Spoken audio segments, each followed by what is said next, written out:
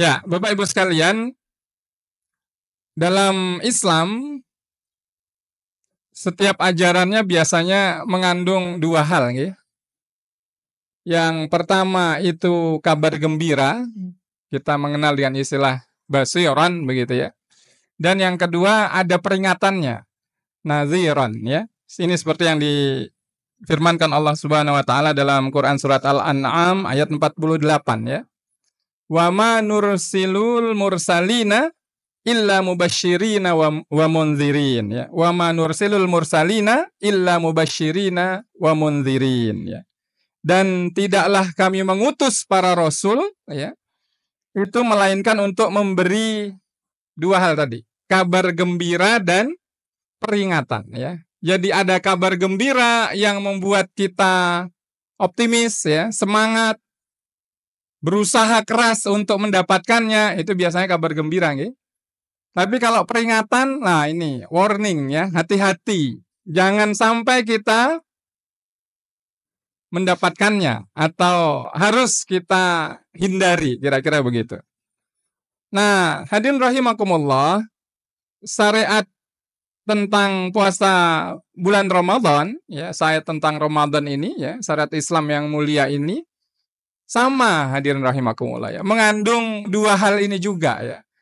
Ada kabar gembira yang membuat kita bersemangat, tapi juga harus hati-hati ya, karena ada warningnya, ada peringatannya ya. Nah, yang kita dengarkan dari para ustadz, para asatizah kita ya.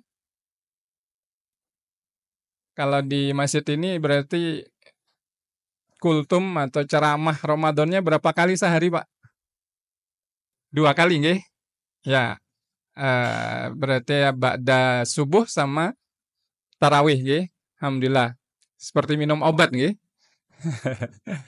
Iya, Masya Allah ya, berarti 2 kali, misalnya 30, nanti ada 60 topik ceramah yang kita dapatkan. Ilmu yang berlimpah, Masya Allah. Dari sekian banyak itu yang paling diingat yang mana, Pak? Ada yang diingat? Oh, tentang takwa, Masya Allah ya. Mesti ada yang maktes gitu ya, makjeleb gitu. Wah, ini gitu. Mungkin 1, 2, ya. Insya Allah banyak inspirasinya. Nah, Bapak Ibu sekalian, sekian banyak keutamaan Ramadan di bulan puasa di bulan Ramadan itu adalah kabar gembira ya, yang menggembirakan kita.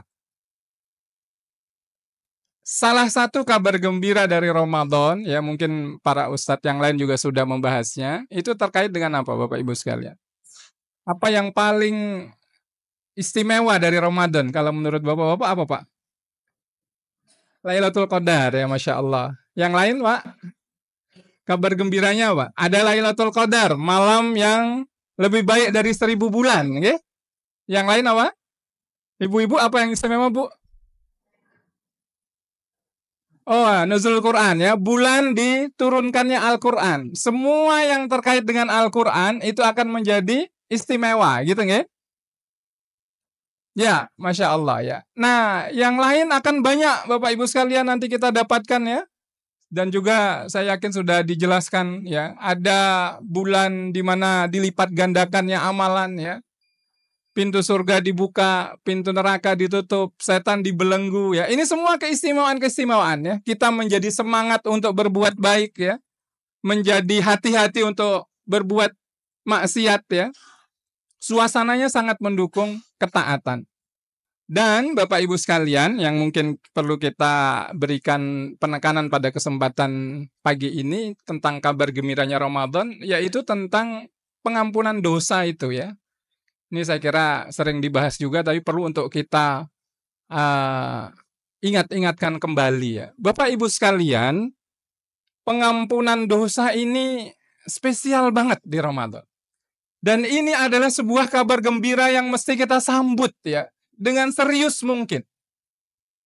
Ya, bagaimana misalnya Bapak Ibu sekalian, di dalam hadis yang 3 itu nggih, mungkin Bapak-bapak, Ibu-ibu udah hafal semua nggih. 3 hadis yang mirip, semua bicara tentang pengampunan dosa.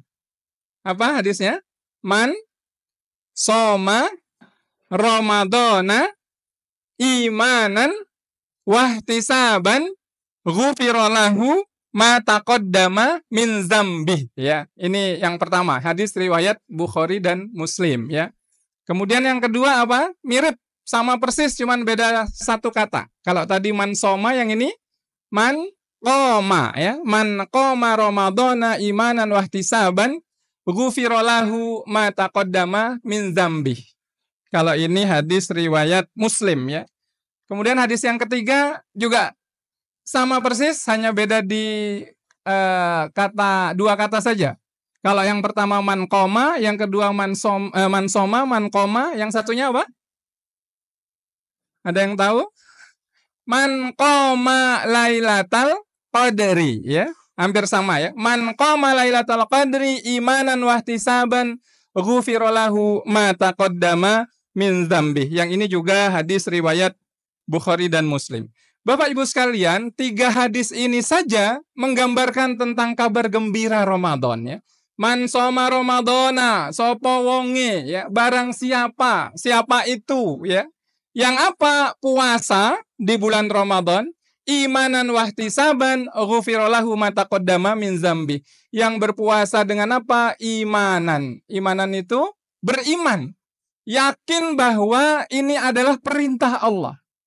Bapak Ibu sekalian, kita menemukan istilah imanan wahtisaban ini dalam 3 hadis tadi, itu ternyata merupakan inti dari tauhid, ya.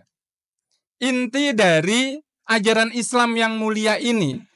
Dan seperti inilah kita selayaknya beribadah kepada Allah Subhanahu wa taala dalam mengerjakan semua amalan-amalan yang diperintahkan di dalam Islam. Prinsipnya itu, Ibu-ibu dan Bapak sekalian.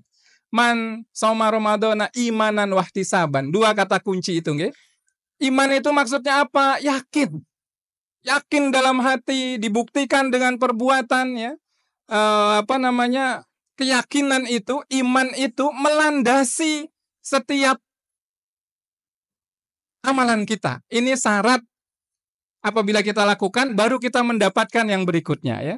Jadi siapa yang berpuasa di bulan Ramadan, kemudian hadis kedua, siapa yang koma itu berdiri, ya, maksudnya lebih khususnya lagi sholat tarawih, ya. Kemudian siapa yang koma Lailatul Qadri itu maksudnya siapa yang berdiri di malam Lailatul Qadar, maksudnya sholat, menghidupkan malam Lailatul Qadar dengan ibadah, ya.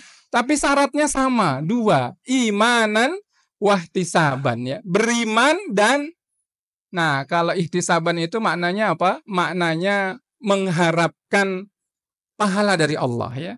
Jadi ada rasa, ada kerentek, ada keinginan bahwa yang saya lakukan ini hanya semata berharap pahala, berharap ridho dari Allah Subhanahu wa ta'ala. Maka Bapak Ibu sekalian, imanan wahtisaban ini kita temukan di hadis tadi, itu menjadi dasar kalau kita mau dapat fadilahnya, ya.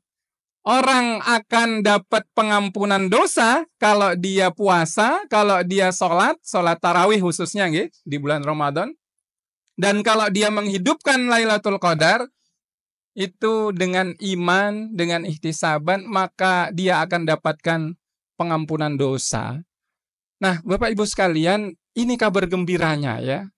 Pengampunan dosa. Dan imanan wahtisaban tadi menjadi dasar sekali lagi dari semua peribadatan kita kepada Allah Subhanahu wa ta'ala. Maka mari semangat imanan wahtisaban itu menjadi semangat keseharian kita, ya. Jadi mau ngapa-ngapain dulu kita ingat-ingat iman, ihtisab. Iman, ihtisab, gitu, ya. Ya sama kita nanti misalnya berangkat pagi tadi subuh itu, ya. Kalau tidak ada iman, ya kita nggak bergerak, gitu, ya. Kita bergerak tapi mungkin tidak dilandasi oleh 2 hal ini juga beda nanti nilainya, ya. Misalnya, oh lagi rame ikut-ikutan saja, ya beda, ya. Tapi kita berangkat ke subuh, ya Allah, ini saya yakin Engkau perintahkan. Engkau perintahkan, Rasulmu perintahkan, aku berangkat subuh ini. Itu iman, ya. Meyakini bahwa ini adalah perintah dari Allah Subhanahu wa ta'ala.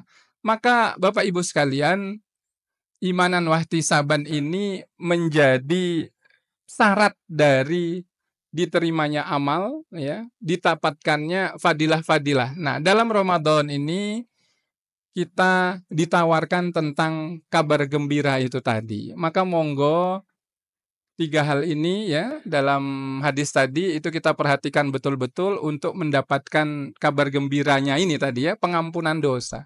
Nah, pertanyaan berikutnya Bapak Ibu sekalian, kira-kira sebenarnya seberapa penting sih pengampunan dosa itu ya? Seberapa butuh kita dengan pengampunan dosa? Nah, ini yang paling muda siapa ini ya? Siapa nih yang Gen Z ada? Generasi Zoomers? Oh, Masnya ya? Atau Mas yang sebelah sana nih? Ini Zoomers atau milenial? Ini generasi Zoomers kayaknya yang muda ya. Kalau sebelah sini kayaknya generasi kolonial. Ya, enggak lah ya. Ini milenial semua ya semangatnya. Ya, semangatnya enggak kalah dari Zoomers ya. Ya, kalau generasi Masnya saya tanya, Mas perlu pengampunan dosa enggak? Kalau bapak-bapak kayaknya perlu ya. Sudah hampir soalnya Pak ya. Kalau yang muda-muda ini apa kalau anak-anak muda sekarang bilang relate nggak sih sama gua gitu ya? Pengampunan dosa itu terkait nggak sama saya? Gimana Mas? Nah ini kan ini bukan kultum ya, jadi bisa ngobrol-ngobrol ya Pak Budi. Ya gimana Mas? Siapa namanya? Bakri, Masya Allah ini konten kreator kayaknya ya. Gimana Mas Bakri? Relate nggak dengan anak muda pengampunan dosa itu? Hmm. Masya Allah. Wah, ini didikan Masjid As-Salam nih kayaknya. Relate ya. Apa gunanya Mas? Untuk apa Mas kalau buat anak muda? Kalau yang sepuh-sepuh mungkin wah ini kita perlu nih diampuni dosanya ya. Karena dosanya udah banyak ya. Lebih lebih panjang gitu maksudnya. Kalau anak muda apa kira-kira manfaatnya Mas di dunia ini? Dalam kehidupan keseharian apa? Untuk apa Mas?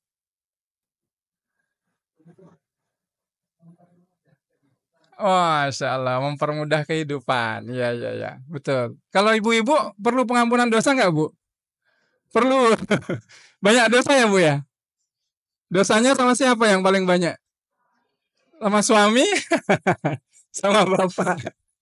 Bapak Ibu sekalian, kita semua ini di dunia ini ya, ini yang paling dekat dulu. Kalau kita bicara misalnya kayak anak muda tadi, mereka selalu tanya ini relate nggak sama saya gitu ya, berhubungan nggak, terkait nggak gitu ya. Anak muda biasanya begitu sekarang.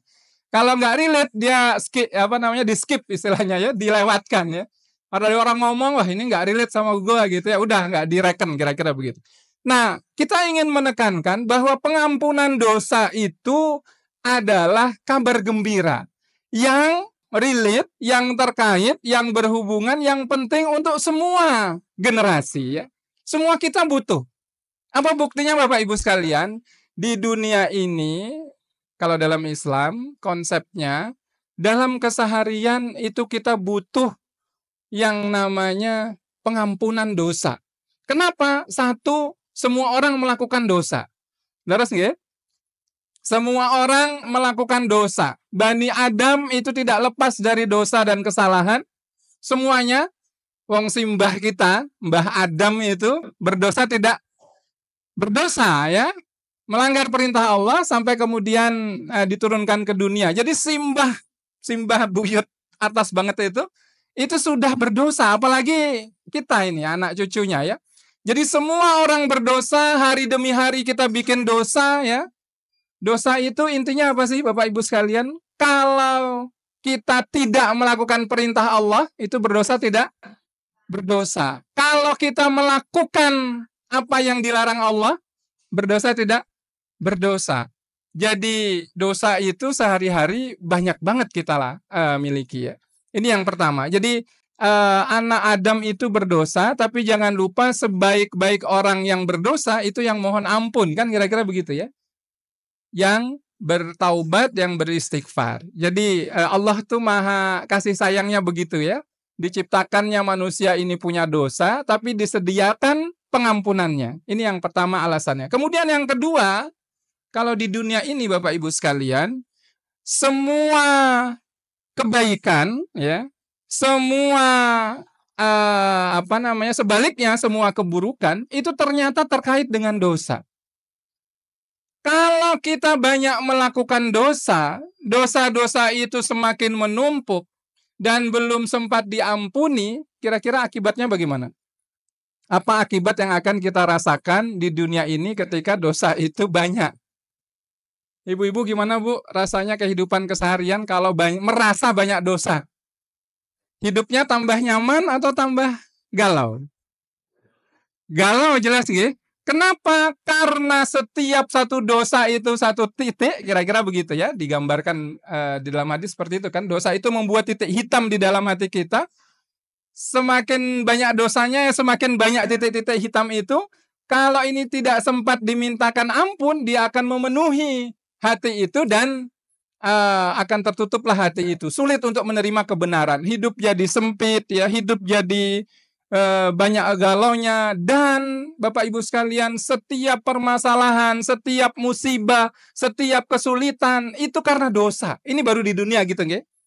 Apa buktinya atau apa dalilnya? Silahkan nanti dibuka Quran surat Asy-Syura ayat 30 ya. Wa ma asobakum mim musibatin fabima kasabat aidikum, begitu ya. Dan apa saja musibah yang menimpa kamu, maka adalah disebabkan oleh perbuatan tanganmu sendiri. Disebabkan apa? Dosamu, kira-kira begitu ya. Dan Allah memaafkan sebagian besar dari kesalahan-kesalahanmu.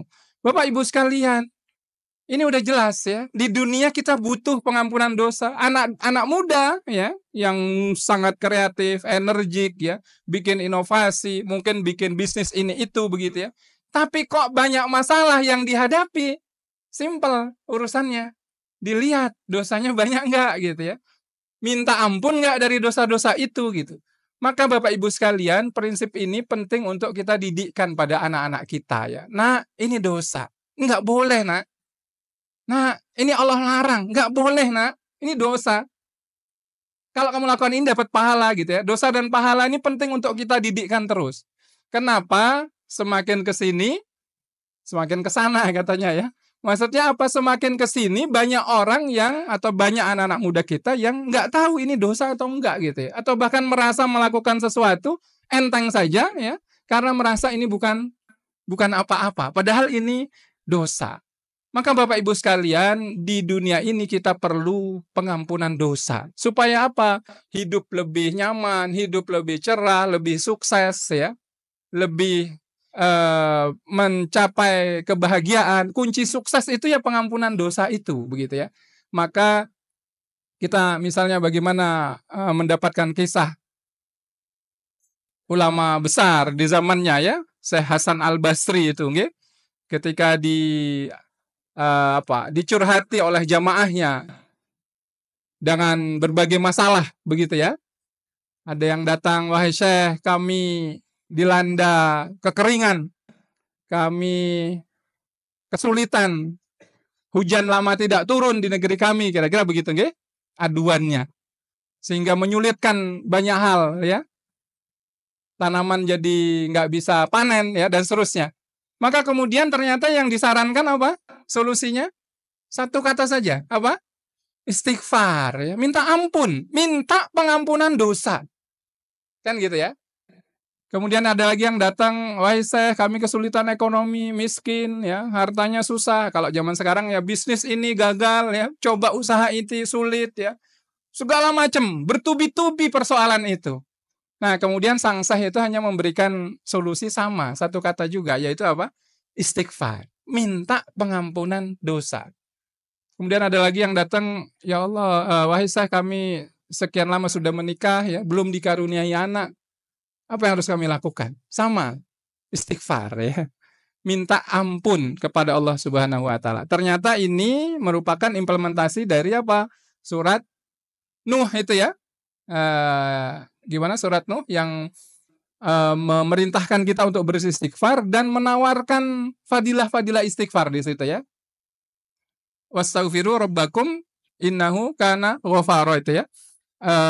Minta ampunlah kepada Allah ya.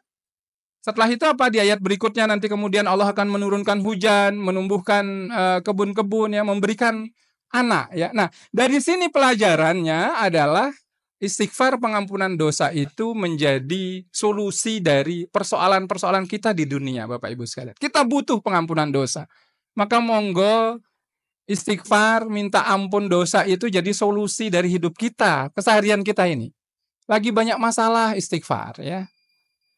Saya ada kawan mahasiswa S3 di UGM itu nggih, beliau cerita, biasalah mahasiswa itu ketika mengerjakan disertasi banyak masalah, sulit menemui dosen pembimbing segala macam. Ketemu dengan faedah istighfar ini benar-benar diamalkan ya. Jadi mau konsultasi itu sepanjang jalan yang di doanya atau zikirnya cuma satu ya, istighfar. Astagfirullah, astagfirullah, astagfirullah. Terus begitu ya. Alhamdulillah ternyata Allah mudahkan ya. Ternyata betul. Maka monggo Bapak Ibu sekalian kalau ada masalah istighfar. Banyak-banyak istighfar. Kira-kira begitu. Ini kita butuh pengampunan dosa di mana? Di dunia. Dan ini nggak melihat generasi itu tadi. Anak muda butuh istighfar. Setengah muda butuh istighfar. Yang tua, setengah tua. Semua butuh istighfar ya. Karena kita diuji dengan masalah masing-masing. Begitu nggih? Ada yang masalah anak, ada yang masalah ekonomi, masalah kesehatan ya. Sudah deh, serahkan sama Allah, banyak istighfar ya. Maka kemudian Allah akan berikan solusinya. Tentu saja tetap harus ikhtiar nggih dari setiap masalah. Ini di dunia ya. Kita butuh pengampunan dosa. Nah, gimana dengan kehidupan setelah ini? Apalagi gitu nggih. Setelah ini kita kemana Bapak Ibu? Habis kontrak kita di dunia kita kemana? Langsung surga, Pak. Ke alam barzah dulu, Pak. Menunggu dulu di alam barzah, di alam kubur. Berapa lama nanti kita akan di alam kubur? Nggak tahu. Lebih lama mana di alam kubur dengan di dunia? Sepertinya akan lebih banyak di alam kuburnya ya. Panjang. Di dunia kita mungkin 70, 60, 80, maksimal mungkin 100. Ada yang lebih sedikit tapi jarang banget ya. Umatnya Nabi Muhammad SAW itu ya 60, 70 itu ya di hadis ya. Nah Bapak Ibu sekalian kita bayangkan ada yang sudah menanti di alam kubur itu selama 1446 tahun. Siapa itu? Mereka yang wafat di tahun 1 Hijriah. Leres nggih? Sekarang ini kan 1446 Hijriah. Nah, kalau meninggalnya di tahun pertama Hijriah itu sudah menunggu sekian ribu tahun itu. Panjang. Dan apa yang ada di alam kubur itu tinggal 2 saja. Kenikmatan kubur atau siksa kubur ya. Nah, kalau urusannya dengan siksa, itu ya kembali lagi ke yang pertama tadi. Kembali dengan urusan dosa. Ya. Kalau dosanya belum sempat diampuni, dosanya belum sempat kita istighfari, ya, tidak ada di dunia ini yang memintakan ampun kepada kita di dunia ini. Makanya ini pentingnya kita minta ampun untuk orang-orang yang sudah wafat, ya, untuk orang tua kita, pendahulu kita, ya. Allahumma gfir lil muslimin wal muslimat, begitu kan doa kita ya. Kita minta ampun untuk orang-orang muslim dan muslimat, untuk yang masih hidup maupun yang sudah wafat ya. Kita minta ampunan untuk orang tua kita, Allahumma gfirli wali walidayya dan seterusnya itu. Karena itu yang kita butuhkan di alam kubur ya. Lawang masalah dengan tidak bersih ketika wawi saja ya, buang air itu berakibat siksa kubur ya. Apalagi dengan dosa-dosa yang lain. Di alam kubur kita butuh pengampunan dosa Bapak Ibu sekalian. Untuk merasakan nikmatnya kubur. Karena di alam kubur itu tadi pilihannya 2 ya. Icip-icip nikmatnya surga. Atau icip-icip neraka. Na'udzubillah min zalik ya. Maka kita butuh pengampunan dosa. Di perjalanan setelahnya nanti setelah alam kubur ya. Ada hari kiamat. Dikumpulkan di padang mahsyar. Melewati sirat ya. Sampai dihisab. Diputuskan apakah masuk surga dan neraka, itu urusannya sekali lagi dengan pengampunan dosa. Maka Bapak Ibu sekalian, kita butuh pengampunan dosa. Nah, kabar gembiranya Ramadan menawarkan pengampunan dosa itu tadi ya. Man shoma Ramadhana imanan wa ihtisaban ghufira lahu ma taqaddama min dzambi. Walaupun memang penjelasan para ulama ini agak berbeda sedikit ya. Dosa mana yang diampuni ya. Sebagian besar itu menyepakati bahwa dosa yang diampuni itu dosa-dosa kecil ya. Jadi dosa-dosa besarnya hanya bisa diampuni dengan taubat ya. Dengan Ramadan kita ini kita bisa diampuni dosa-dosa kecil kita. Tapi yang namanya dosa kecil itu kalau banyak ya jadi besar juga begitu nggih. Maka ini kita butuh pengampunan dosa. Ini kabar gembiranya Bapak Ibu sekalian. Tapi seperti yang saya katakan di awal tadi, Ramadan juga menawarkan atau memberitakan tentang peringatan ya.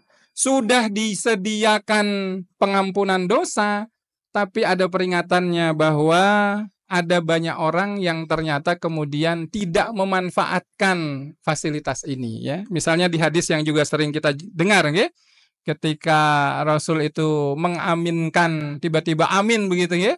Pas mau naik ke mimbar beliau, di step yang pertama beliau bilang amin, naik kedua amin, naik ketiga amin gitu ya. Kemudian ditanya, ternyata saat itu Jibril sedang berdoa ya. Jibril memerintahkan kepada Rasulullah SAW untuk mengucapkan amin ya. Doanya apa? Yaitu yang sering kita dengar ketika Jibril berkata, wahai Muhammad ya, siapa yang mendapati Ramadan ya, ya Muhammad, man adraka Ramadan falam yaghfar lahu faba'adahu Allah ya. Siapa yang mendapati Ramadan tapi tidak diampuni, maka celakalah, kira-kira gitu ya. Maka dia celaka. Maka kemudian Rasulullah SAW mengatakan amin ya. Kemudian yang berikutnya, siapa yang mendapati kedua orang tuanya masih hidup atau salah satunya lalu dia masuk neraka, tidak bisa masuk surga dengan perantara berbuat baik kepada orang tua, maka Allah akan menjauhkan dari rahmatnya ya. Celaka dia, kira-kira gitu ya. Maka kemudian Allah mengatakan amin. Siapa yang disebutkan namamu, nama Muhammad SAW, lalu dia tidak bersolawat, maka juga Allah akan melaknatnya ya. Katakanlah amin. Nah ini peringatannya. Sudah dikasih fasilitas, tapi ternyata kok nggak dapat pengampunan dosa, kira-kira begitu. Itu didoakan celaka oleh Jibril dan diaminkan oleh Rasulullah SAW. Maka hadirin rahimakumullah, yang terakhir, kita ada kabar gembira pengampunan dosa yang kita butuhkan di dunia ini untuk hidup yang lebih bahagia, lebih sehat, dan hidup setelahnya di alam kubur hingga kemudian di surganya nanti. Tapi kita harus hati-hati bahwa ada sekian banyak orang yang hanya mendapatkan puasa itu, mendapatkan haus dan lapar saja, tidak mendapatkan pengampunan dosanya, kira-kira begitu ya.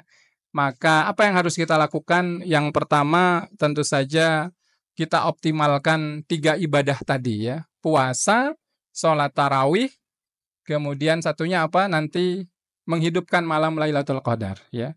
Puasanya sungguh-sungguh Bapak Ibu sekalian, kita perhatikan pembatalnya jangan sampai batal, perhatikan sunnah-sunnahnya, perhatikan adabnya ya. Ini sungguh-sungguh. Tarawih juga begitu. Dinikmati tarawihnya ibu-ibu nggih. Alhamdulillah tidak bolong kan tarawihnya? 9 atau 10 malam ini? Enggak ya, alhamdulillah. Dinikmati tarawih itu ya. Imamnya agak panjang sedikit, enggak usah batuk-batuk ya. Ya dinikmati. Sekali setahun aja ya. Dinikmati, jangan buru-buru. Karena tadi ada pengampunan dosa. Dan nanti ketika malam Lailatul Qadar, kita niatkan iktikaf di masjid ya. Kalau bisa full. Pak Tono nggih, biasanya iktikafnya di Ulil Albab WI ya, atau Pak Nur nggih, dan Bapak yang lain mungkin di sini ya. Full 10 hari. Kita niatkan Bapak Ibu sekalian, setahun ini udah sibuk dengan dunia gitu ya. Kita ingatkan 1 tahun ini saja 10 hari saja. Kalau nggak bisa ya malamnya saja gitu nggih, dengan niat untuk mendapatkan pengampunan dosa malam Lailatul Qadar itu ya. Kemudian yang kedua, supaya nggak lewat pengampunan dosa itu, jauhi maksiat ya. Puasa itu satu paket, berbuat baik, tapi juga jauhi maksiat. Segala macam bentuk ya. Gibah, itu ditahan betul ya. Mau gibah ya sudah, nanti ditunda setelah Ramadan. Enggak juga ya, gibah ya nggak boleh juga dalam Ramadan. Tapi pas Ramadan ini ditahan betul. Ada yang ngajak ngobrol, mau nyerempet-nyerempet gibah, aduh stop, saya sedang puasa, nggak boleh. Mau komentar jelek, stop. Mau fitnah, stop. Segala macam ya. Mau lihat yang jelek, stop.